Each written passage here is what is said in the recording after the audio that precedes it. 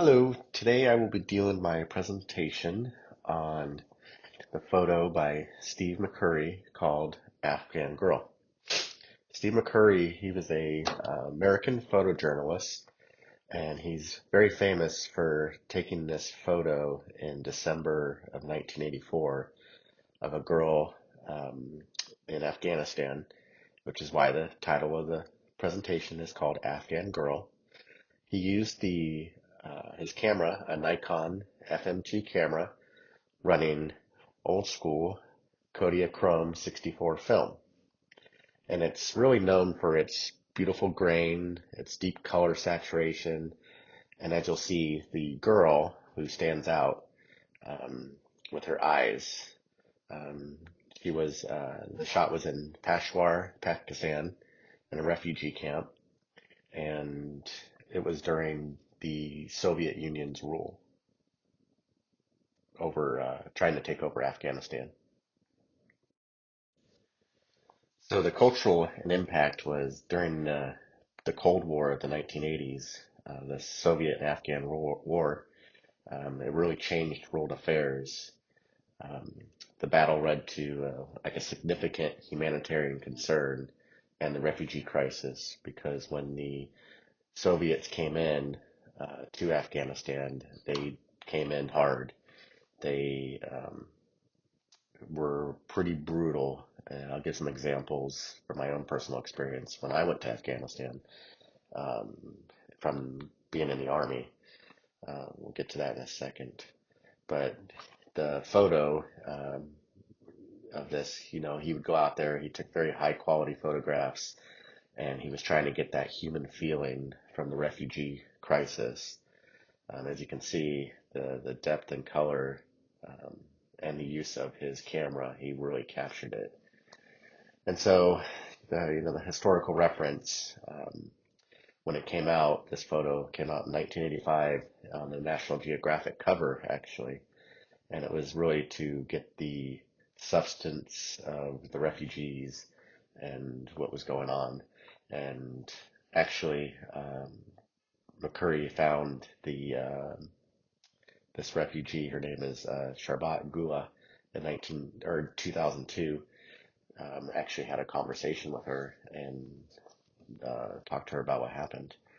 Again, um, in my experience from being in Afghanistan, before the Taliban came, the Afghan women were allowed to just wear head coverings before they had to wear the full burqa.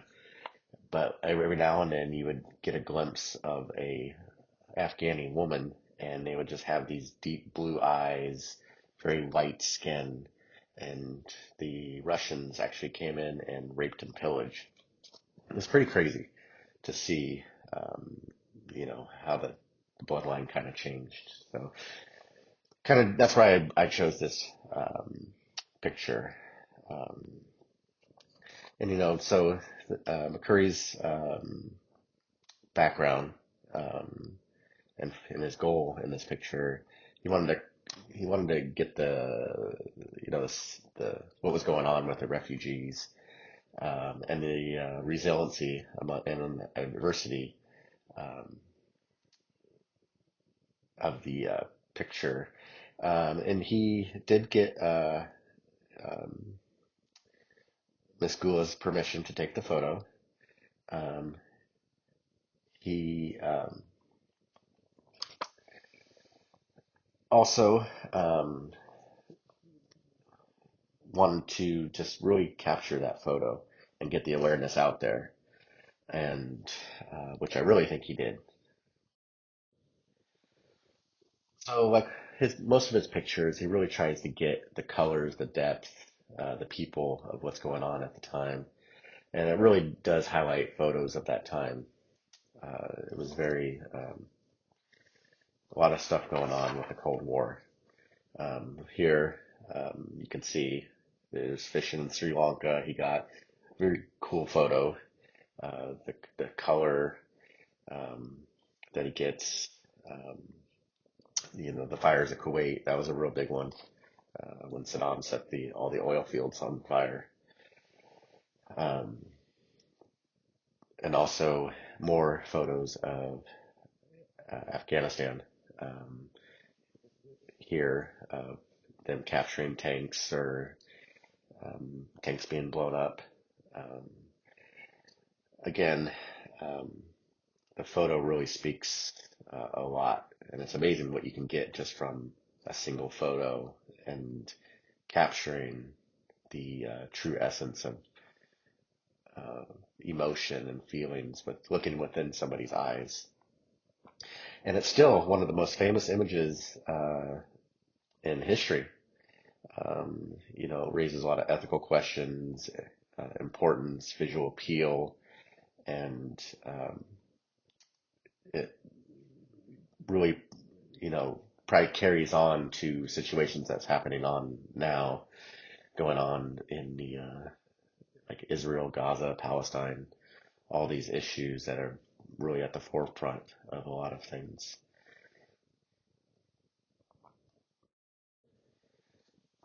And here's some sources that I used when researching it. Again, I use some of my own personal experience talking about what happened. I can go into even more detail. It's pretty crazy what goes on.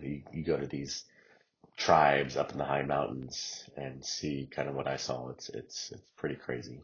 But I used the National Geographic, McCurry Studios, and the Smithsonian magazine and their website. Okay, thank you. Have a great day.